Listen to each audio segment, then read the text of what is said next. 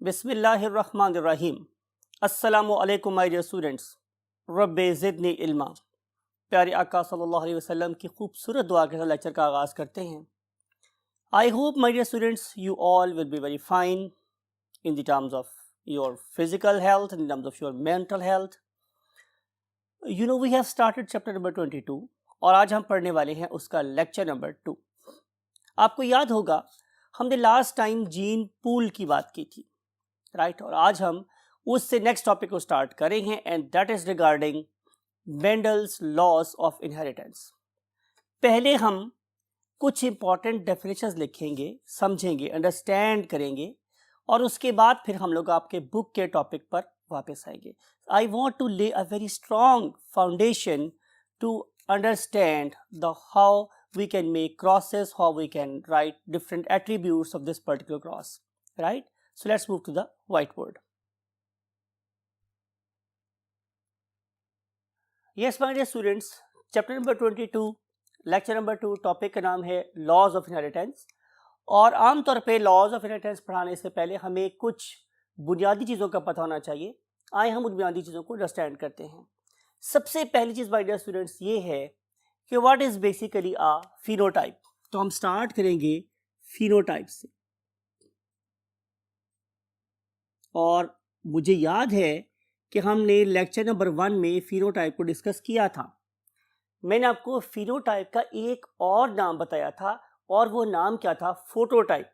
यानी कि तस्वीर आपको नजर आती है तो एक ऐसा कैरेक्टर जिसे आप देखकर यू कैन से एनालाइज कर सकते हो, that is called as a phenotype. For example, you can say this particular organism may be tall and this particular organism may be short, और हम इसे को नाम और देते हैं dwarf. This organism is for example white and this organism is black, right? This particular stem has got a smooth stem and this particular plant has got a pricky stem, right? This plant has got what? Broad leaves and this particular plant has got small and narrow leaves. तो जो चीज़ को मैं देख के अंदाजा कर सकता हूँ, मुझे देख के पता चल सकता है, दैट इज कॉल्ड एज फोटोटाइप और फिनोटाइप। तो हम लिखेंगे इसको कैसे कि external appearance of an organism, external appearance, external appearance of an organism is called phenotype, right? अब जरूरी नहीं है कि हम यहां पर किसी ऑर्गेनिज्म की ही बात कर रहे हों। मुमकिन है मैं किसी ऑर्गेनिज्म के अंदर किसी ऑर्गन की बात कर रहा हूं। मुमकिन है कि मैंने स्टमक के साइज को स्टडी करना हो। मुमकिन है मैंने इस पर्टिकुलर ऑर्गेनिज्म के विलाई के साइज को कंपेयर करना हो।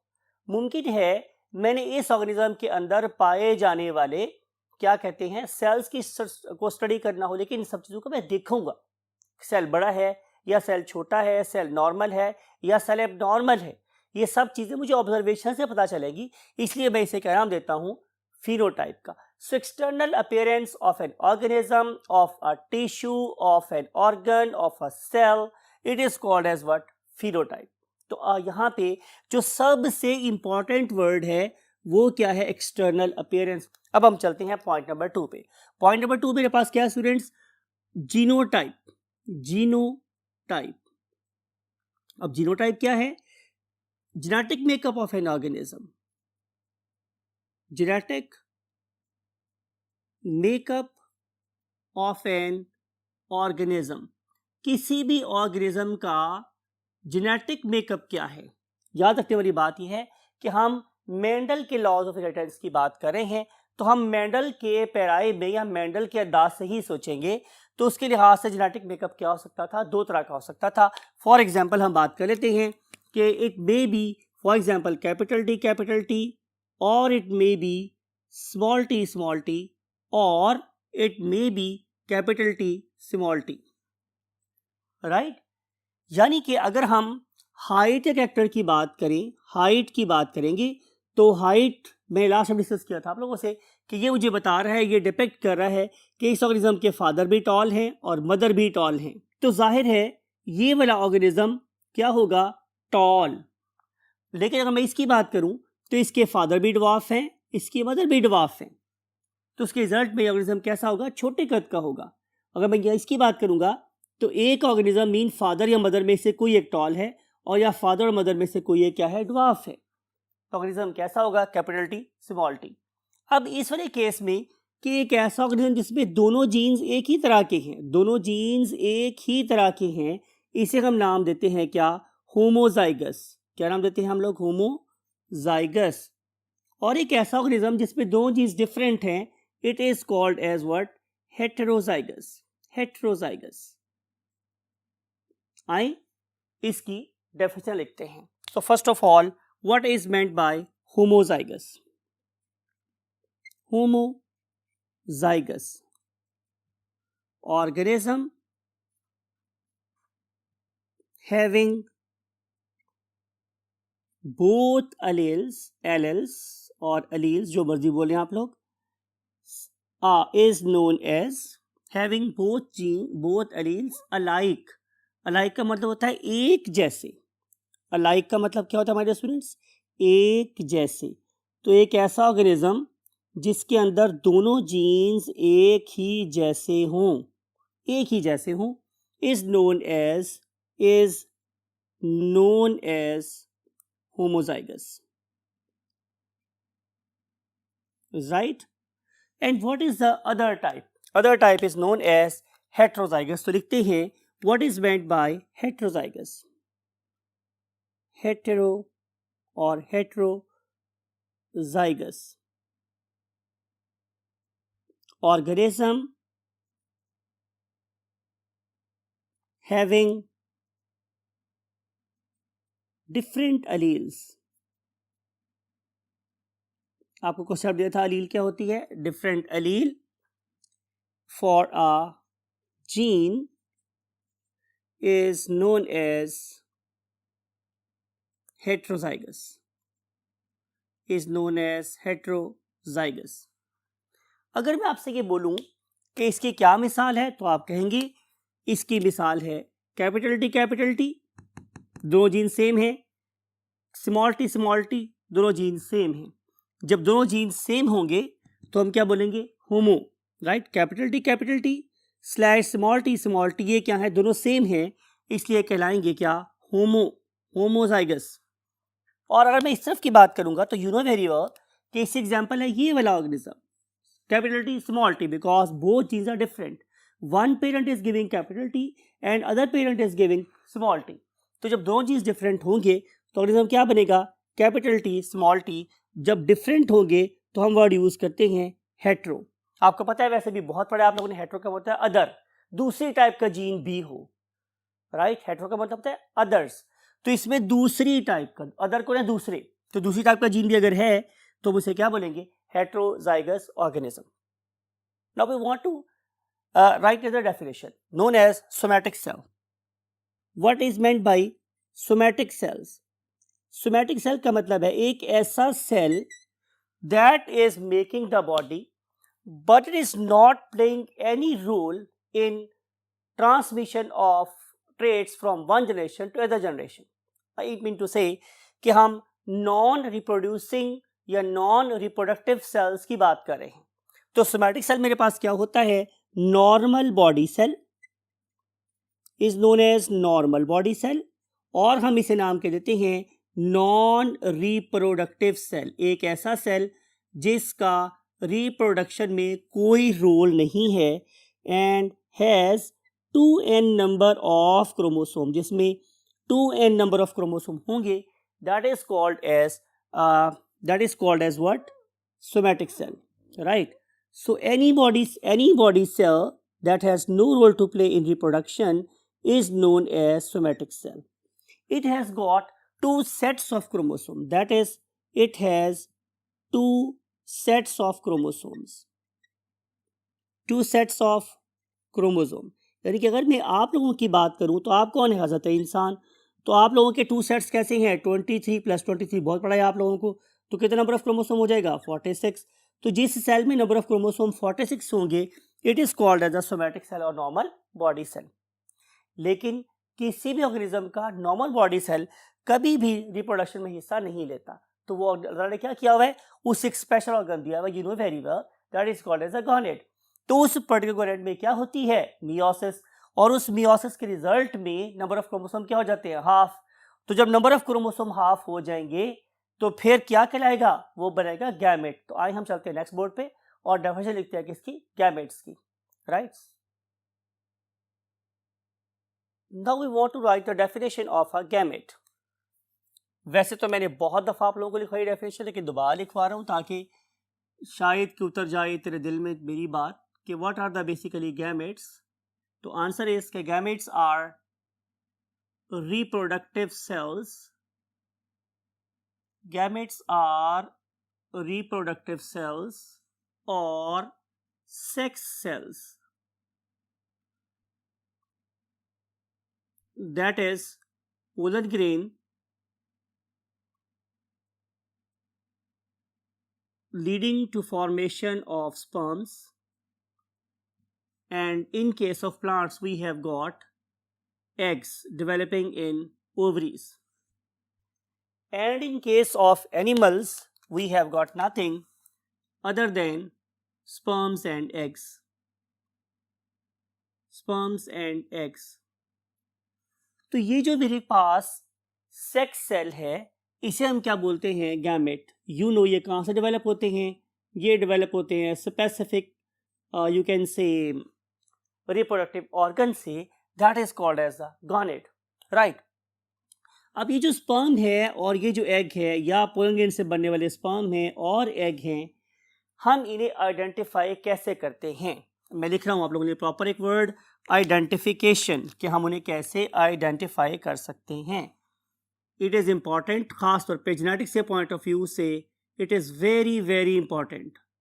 तो they can be identified by half number of chromosomes, half number of chromosomes. मिसाल के तौर पे कि अगर किसी जगह पे लिखा हुआ है कैपिटल टी, कैपिटल टी, क्या लिखा हुआ students, capital T, capital T, तो इसमें 2 कैरेक्टर लिखे गए हैं, तो जाहिर है ये 2 का मतलब क्या होगा कि ये 2n है।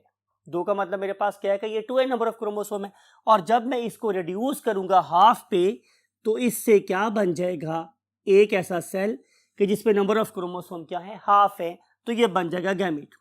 तो पहली बात तो ये हुई कि जितने भी नंबर ऑफ क्रोमोसोम होंगे मेरे पास, for example capital T, capital T, capital Y, capital Y, तो अब कितने हो गए, 4, तो 4 का हाफ क्या होगा, 2। तो अब इसका हाफ मेरे पास कैसे बनेगा, कैपिटल टी और कैपिटल वाई, यानी कि कैपिटल टी इससे आएगा और कैपिटल वाई में से एक यहाँ आ जाएगा और इस रिजल्ट में एक सेल बन जाएगा, that is called as nothing other than gamete. तो इसका मतलब ये होगा माय डियर स्टूडेंट्स कि जितने भी number of chromosome somatic cells में होंगे उनका हाफ नंबर ऑफ क्रोमोसोम किस पे प्रेजेंट होगा, सेक्स सेल में। अगर फॉर एग्जाम्पल लिख देता हूं मैं capital T, capital T, capital Y, capital Y, capital R, capital R, तो इन 6 का हाफ क्या होगा, 3, तो ये बन जाएगा capital T, capital Y, capital R, right. तो नजर आ गया आप लोगों को कि सोमैटिक सेल में नंबर ऑफ क्रोमोसोम कितने हो जाते हैं, डबल, और जो हमारे गैमेट्स हैं, गैमेट्स में नंबर ऑफ क्रोमोसोम कितने हो जाते हैं, हाफ। 2 का हाफ क्या है, 1, 4 का हाफ क्या है, 2, 6 का हाफ क्या है, 3। तो एक तो पहचान मेरे पास ये हुई। दूसरी सबसे अहम पहचान जिसे जेनेटिक्स में इंटरनेशनली यूनिफॉर्मली फॉलो किया जाता है वो क्या है कि हमेशा हम गैमेट के बाहर सर्कल लगाते हैं। आपको फोकस बढ़ाने के लिए आप लोगों का मैं प्रॉपर इनके बाहर सर्कल लगा रहा हूं ताकि आप लोगों को चीज़ ना भूले। अगर आप गैमेट ड्रॉ कर रही हैं लेकिन आप उसे बाहर सर्कल नहीं लगा रहे, इसका मतलब है कि आप एक बड़ा वाइटल नंबर लूज कर रहे हैं। सो आपने इस सर्कल के ऊपर आपको फ्री इन्फोर्स करने के लिए मैंने स्टार भी बना दिया है कि सर्कल लगाना इस पर्टिकुलर जगह पे बहुत ही ज़्यादा इंपॉर्टेंट एक्टिविटी है। तो नंबर ऑफ क्रोमोसोम हाफ होना ज़रूरी है और उसके ऊपर क्या होना ज़रूरी है, circle. Circle is very important. तो gamete can be identified by 2 things. Number 1, by half, by reduced number of chromosome, and number 2, by the presence of circles. Right? तो ये दोनों बातें आपको पता होनी चाहिए। फिर हम चलते हैं नेक्स्ट डेफिनेशन की तरफ, and that is called as P1. What is meant by the P1? It stands for first parental generation. First parental generation. इसका क्या मतलब होगा मेरे पास, यानी कि एक ऐसा कपल, चाहे वो प्लांट्स का था या वो एनिमल्स का था या वो ह्यूमंस का था, जिसको मैंने फर्स्ट टाइम स्टडी कर रहा हूं और जहां से मैं अपनी जेनेटिक्स स्टडी को शुरू कर रहा हूं, that is called as first filial generation. For example कि मैंने क्या किया कि मैंने आप लोगों के परदादा से कोई कैरेक्टर स्टडी करना शुरू किया। फॉर एग्जांपल मैंने ये देखा कि आपके परदादा की हाइट कितनी थी, फिर मैंने ये देखा कि आपकी दादा की हाइट कितनी थी, फिर मैंने देखा कि आपके फादर की हाइट कितनी है, फिर मैंने देखा कि आपकी हाइट कितनी है। तो मैंने अपनी स्टडी को शुरू किया आपके सुपर ग्रैंडफादर से, आपके परदादा से। तो वो जो ऑर्गेनिज्म होगा जहां से मैंने अपनी स्टडी को शुरू किया है, that is called as the P1। For example कि मैंने स्टडी शुरू की आपके फादर से, तो फिर आपके फादर और आपकी मदर क्या बन जाएंगे, फर्स्ट पेरेंटल जनरेशन। या मैंने स्टडी किया कोई प्लांट कब से 2011 से। तो जहां से भी मैंने प्लांट्स को पढ़ना शुरू किया है, उस पर्टिकुलर ईयर में पाए जाने वाले पौधे क्या कहलाएंगे, फर्स्ट पेरेंट्स। तो कॉन्सेप्ट ये हुआ कि जहां से आप अपनी जेनेटिक्स स्टडी को शुरू करोगे, चाहे वो किसी डिजीज की है, चाहे वो किसी डीएनए की है, चाहे वो किसी प्रोटीन की है, चाहे वो किसी मॉलिक्यूल की है, तो जहां से आपने स्टडी को शुरू किया है, that is called as a P1। तो हम लिख रहे हैं आप लोगों के लिए pair of organisms, pair of organism, bracket में लिख सकते हैं आप लोग, ये प्लांट भी हो सकते हैं, ये एनिमल्स भी हो सकते हैं, ये माइक्रो ऑर्गेनिज्म भी हो सकते हैं, कुछ भी हो सकता है माय डियर स्टूडेंट्स, कुछ भी। तो जिस पर्टिकुलर ऑर्गेनिज्म को आपने सिलेक्ट किया है, selected for the beginning, beginning क्या होता है, आगाज के लिए, for the beginning of a genetic research और genetic study is called as P1, is called as P1, right? आगे हम चलते हैं। अब हम देखेंगे what is basically F1। F1 का मतलब होता है, अगर आप उर्दू की बात करेंगे तो उर्दू में हम बोलते हैं लफ्ज अहलो अयाल। फॉर एग्जाम्पल आपके फादर का नाम वट एवर मिस्टर एक्स, साथ लिखते हैं हम लोग कार्ड के ऊपर विद फैमिली, राइट? तो उसको हम पहले उर्दू में कैसे लिखते थे, अब तो फैशन ही खत्म हो गया उर्दू में कार्ड लिखने का, तो लिखते थे व्हाट इज मिस्टर एक्स बिमा अहलो अयाल। अब जो अहल है वो होती थी उसकी बेगम, बुड्ढी, वाइफ, और अयाल क्या होते थे, बच्चे। अगर आप उर्दू मीडियम से पढ़ के आए तो आपको पता हो, यहां लिखा होगा पहली अयाली नस्ल, यानी कि बच्चों की पहली नस्ल, राइट? उर्दू में लिखते थे हम लोग कैसे, पहली, ठीक है, अयाली नस्ल। इंग्लिश में लिखते थे हम लोग first filial generation, first filial generation. यानी कि अगर मैंने स्टडी को शुरू किया था आपके सुपर ग्रैंडफादर से, तो फिर उनके बच्चे मींस आपके ग्रैंडफादर, वो क्या कहलाएंगे, F1। तो जहां से भी आपने रिसर्च शुरू की, दैट वाज P1, और उनसे जो पहली नस्ल पैदा हुई, that is called as F1, right? और then what will be the F2? F2 is of course second अयाली नस्ल, दूसरी अयाली नस्ल या सेकेंड फीलियल जनरेशन हम इसे बोलेंगे।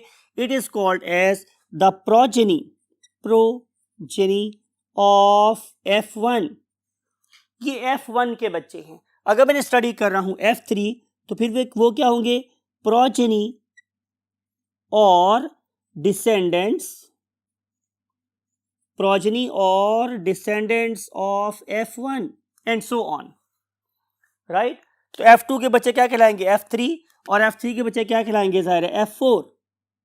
कोई मुश्किल बात नहीं है, याद रखने वाली बात यह है, सिर्फ अहम बात यह है कि जहां से आपने रिसर्च शुरू की है, that is called as a P1, और जो उसके बच्चे होंगे वो कहलाएंगे F1, उसके बाद आगे F2 F3 जो चलती ही रहेगी। तो सबसे अहम बात क्या हुई, P1, राइट? आगे हम चलते हैं और देखते हैं कि व्हाट आर अदर पॉसिबिलिटीज। आप लोगों को याद होगा हमने जीनोटाइप की बात की थी, और जीनोटाइप में डिस्कस किया था what is basically homozygous, what is basically heterozygous. जो हमारे पास हेट्रोजाइगस होता है, हेट्रोजाइगस ऑर्गेनिज्म, जो मेरे पास क्या था, हेट्रोजाइगस ऑर्गेनिज्म, इसके लिए हम कुछ और टर्म्स भी यूज करते हैं। फॉर एग्जाम्पल, प्लांट के बारे में हम उसे हाइब्रिड भी बोल सकते हैं। तो हाइब्रिड होना या हेट्रोजाइगस होना एक ही बात है। सिमिलरली अगर हम इसको स्टडी कर रहे हैं इन the terms of human genetics, तो हम इस हाइब्रिड को एक और टर्म भी यूज करते हैं, that is also called as the carrier, particularly अगर हम किसी डिजीज की बात कर रहे हैं तो, राइट। तो ये कहलाएगी डिफरेंट और चीजें हैं जो कि इससे रिगार्डिंग हम स्टडी कर सकते हैं। अब हम देखते हैं कि what is basically called as a test cross. क्या स्टडी करें हम लोग students, what is basically a test cross. तो टेस्ट क्रॉस क्या होता है, मेरे पास एक ऐसा क्रॉस जो हम किसी भी अपेरेंटली डोमिनेंट ऑर्गेनिज्म का कराते हैं, अपेरेंटली डोमिनेंट ऑर्गेनिज्म का करवाते हैं।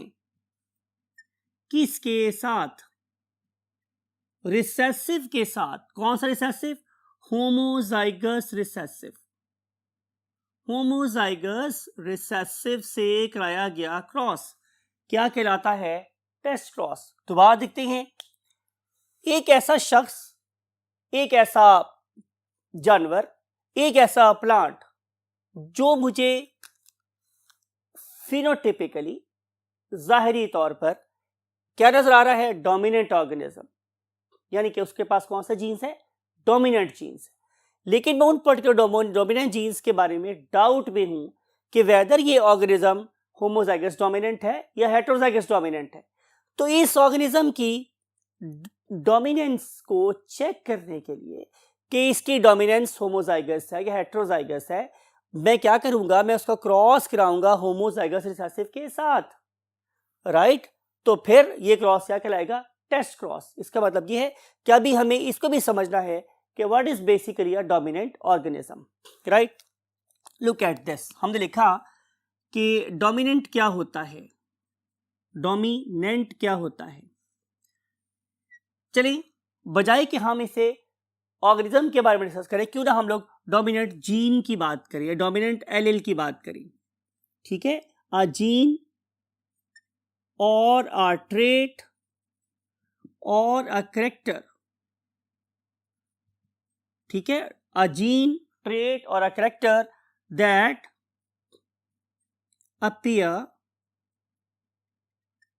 in all generations. It is important that appear in all generations. ये एक बहुत ही इंपॉर्टेंट बात है, स्टार बात है। एक ऐसा कैरेक्टर, एक ऐसा फीचर या एक ऐसी जीन या एक ऐसा अलील जो अपने आप को हर नस्ल में अपीयर करवाए is called as dominant gene और एलील। दूसरी बात क्या है कि it can mask the effect of other gene. अगर इसके मुकाबले पे कोई दूसरी अलील प्रेजेंट है या जीन प्रेजेंट है तो ये उसके इफेक्ट को मास्क कर सकता है, राइट। इसे हम क्या बोलते हैं, डोमिनेंट जीन। तीसरी बात मैंने क्या बतानी है आप लोगों को कि it is represented by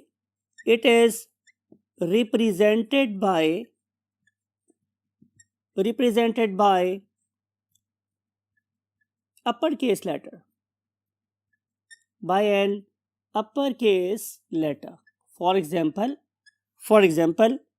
capital T, for example, or capital Y, or capital R, or capital A, etc. Right? तो जब भी आप किसी ट्रेट को कैपिटल लेटर में लिखते हो तो इसका मतलब यह है कि वो एक डोमिनेंट जीन है या डोमिनेंट अलील है। बात समझ आ गई आप लोगों को? Now we want to discuss the next thing that is called as recessive trait. What is meant by a recessive trait? Again वही बात है कि सारी बातें जीन के बारे में भी ट्रू है, एलील के बारे में भी ट्रू है या कैरेक्टर ट्रेट के बारे में भी ट्रू है। तो it means a recessive trait is one that do not appear in all generation, all generation, जो सब जनरेशन में अपीयर नहीं होता, ये इसकी पहली खूबी। यानी कि एक ऐसा करेक्टर, मिसाल के तौर पे कि मैंने एक ख़ानदान को स्टडी किया और उसकी मैंने स्टडी की 5 नस्लें फॉर एग्जांपल, तो मैंने देखा कि एक करेक्टर ऐसा है जो 4 नस्लों में अपेयर हुआ है मगर एक नस्ल में अपेयर नहीं हुआ। या मेरे पास किसी एक डिजीज़ का पूरी की पूरी मेरे पास पेडिग्री प्रेजेंट थी गुज़श्ता 20 नस्लों की, तो मैंने 20 नस्लों में देखा करेक्टर 19 में अपेयर हुआ है और 20वें में अपेयर नहीं हुआ, तो वो करेक्टर क्या कहलाएगा? Recessive character. तो करेक्टर कभी भी जनरेशन स्किप नहीं करता। कौन सा वाला? डोमिनेंट। अगर उसने 100 में से भी एक जनरेशन को स्किप कर दिया, इसका मतलब है कि डोमिनेंट नहीं रहा या वो अब मॉडिफाई हो गया है, right? So recessive trait is one that do not appear in all generation, या आप लिख सकते हो कि दैट स्किप जनरेशन, जो जनरेशन होगी उसको स्किप करेगा। वो ऑल्टरनेट जनरेशन भी हो सकती है, वो 10वीं जनरेशन भी हो सकती है, वो 5वीं भी हो सकती है, व्हाटएवर। अगर किसी भी जनरेशन में अपीयर ना हुआ तो इसका मतलब है कि वो एक रिसेसिव ट्रेट है। Number 2, do not express itself in the presence of dominant trait, यानी कि ये बेचारा डोमिनेंट ट्रेट की प्रेजेंट में अपने आप को कभी भी शो नहीं करेगा, पर्टिकुलरली अगर डोमिनेंस कैसी हुई? एब्सोल्यूट टाइप की हुई।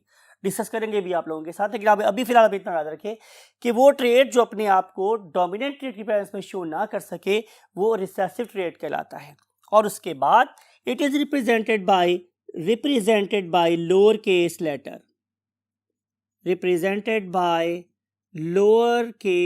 letter, इसे हम हमेशा लोअर केस लिखते हैं। For example small r, small y, for example small a etcetera. तो जिस करेक्टर को मैं स्मॉल लेटर से लिख रहा हूं that is usually a recessive trait. और आखिरी अब बात हमारे पास क्या है, इंपॉर्टेंट बात, always appear in homozygous form, कि जब ये दो चीज़ इकट्ठे होंगे, जब दो अलील्स आपस में इकट्ठे होंगे तो तब ही ये अपने आप को एक्सप्रेस कर सकेंगे। फॉर एग्जांपल स्मॉल y और स्मॉल a और स्मॉल r। तो जब ये दोनों एक ही तरह के इकट्ठे होंगे, स्मॉल y, जैसे मैंने बोला स्मॉल a या स्मॉल r, जब ये दोनों इकट्ठे होंगे तो ये अपने आप को रिप्रेजेंट कर सकेगी। That's it with the foundation my dear students. Now we have, you can say, basic knowledge, और इस नॉलेज को इस्तेमाल करके हम लोग आपसे डिस्कस करेंगे मेंडल्स लॉ ऑफ इनहेरिटेंस को डिटेल के साथ और देखेंगे कि मेंडल अपने रिजल्ट्स को ऑब्टेन करने में कैसे कामयाब हुआ। Till that time, take very good care of yourself and your great parents. I want to say you Allah हाफिज़।